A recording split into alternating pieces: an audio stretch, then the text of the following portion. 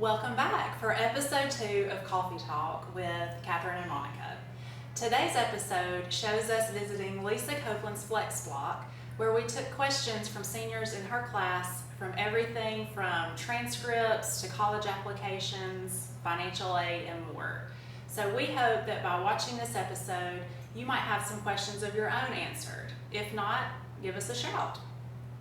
Thank you so much for joining us today. We hope you enjoy our program. See you next time.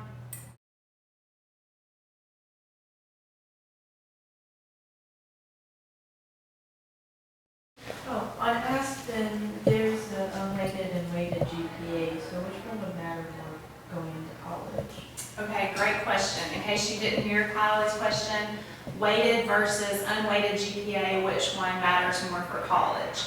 Most colleges, when you apply, will have a place for you to enter your GPA, and they usually will specify weighted or unweighted. So if they don't, I would always report the weighted one to make myself sound a little smarter. But the unweighted is used after you graduate when I upload transcripts to the state. The state of Tennessee doesn't look at your weighted GPA for HOPE verification, HOPE eligibility. You have to have at least a 3.0 GPA or a 21 on the ACT to get the HOPE scholarship if you're going on to a four-year college. So they make us report the unweighted GPA. If you apply to UT in Knoxville, they ask for both, but they take your transcript and they do it themselves. So it doesn't really matter what your weighted is, what your unweighted is.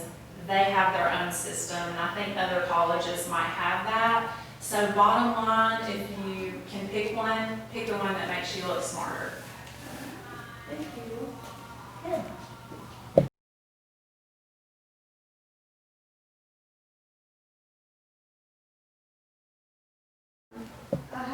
You have to have certain credits to graduate, and I don't know what the requirement is now. I know it used to be 27 credits. Is it still 27 credits? So on my Aspen, the most recent time I've checked, it hasn't added up all my credits, and I'm still below what I need to be. And I don't, because it hasn't added all of my English or all of my math. So I don't know if it would fix it or if it would even add up to how many I have to have. Okay, Olivia's question was her Aspen doesn't have an accurate count of the credits that she's had. Don't believe your side of Aspen, believe my side, because Aspen tends to look at one course code for regular English 3, let's say, one course code, and they'll say, yes, you've taken that. But if you took AP English 3, or you took dual enrollment for Comp 1, or you took Honors English 3 that may have a different code, it's as if you haven't taken it at all. So your side of Aspen is a little less reliable than mine. You are correct in that you need 27 credits to graduate. If you ever want to stop by, we can look, see what you need, and I'll be glad to talk with you about that. But I assure you that you're probably fine in terms of credits toward graduation. Thank you.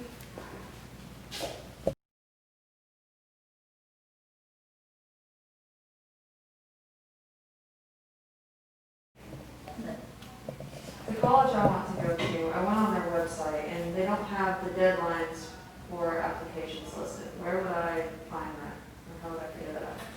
What college was it? LMU.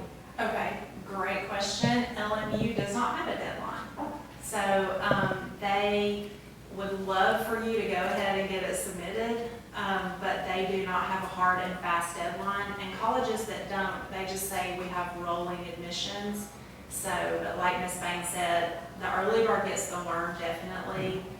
Even though they say, you know, you have X amount of time, in our experience, and we're both 100 years old plus put together, really it does matter. And the people who apply earlier hear back quicker and they get accepted more, I promise. They do. We have seen that many times with students that we've worked with personally. So when would you recommend I apply? We're doing it 3. Just, you know, sometime this week, next week, whenever. It's not a hard application, it's not as detailed as UT's, for example, so I bet you can knock it out between a nap and supper. Okay, thank you.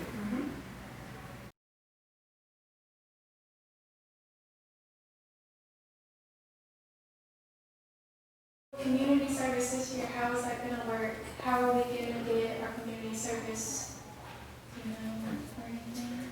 Last year, the community service requirement for Tennessee Promise was lifted. At first, they were gonna make you watch a webinar. There were a series of webinars, and you had to watch basically what would be the equivalent of 8 hours of webinars.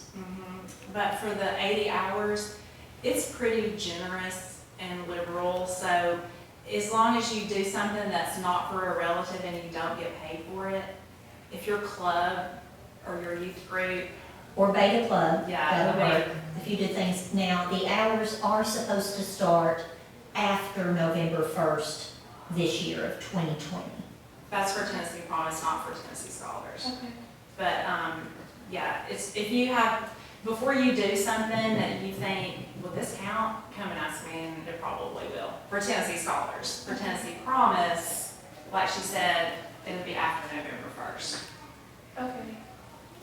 So I've done stuff in the past, like I don't remember everything though, so do you guys keep track of the slips that I turned in the beta club or anything? I'm sure Josh might have a copy of those. And the paper that you turn into me for Tennessee Scholars is pretty much a self-report. Okay. You have to provide the name of your supervisor for community service, but not their signature or anything like that. So, we usually know who's being honest with it and if it's legitimate or not. So I wouldn't worry too much about remembering every single detail.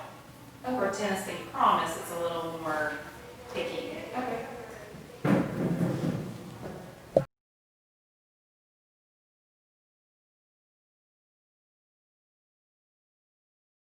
Do you have to pay full tuition each time you transfer, or like how does that even work? No, wherever you attend and earn that credit, you pay, or either your scholarship or financial aid pays. For example, Rome State, LMU, UT Knoxville. The classes you are currently taking, you pay for those, or whatever funds that you have paid for those. Then when you transfer those credits to another school, they just transfer as credits. You've already earned those, you paid for them. So when you go from one school to the next, what you're paying for at the school you transfer to is classes you're taking at their school. So once you pay for it, or your scholarship pays for it, if it's something that is a transferable credit, then it just moves right along with you. Okay, that Okay. makes sense.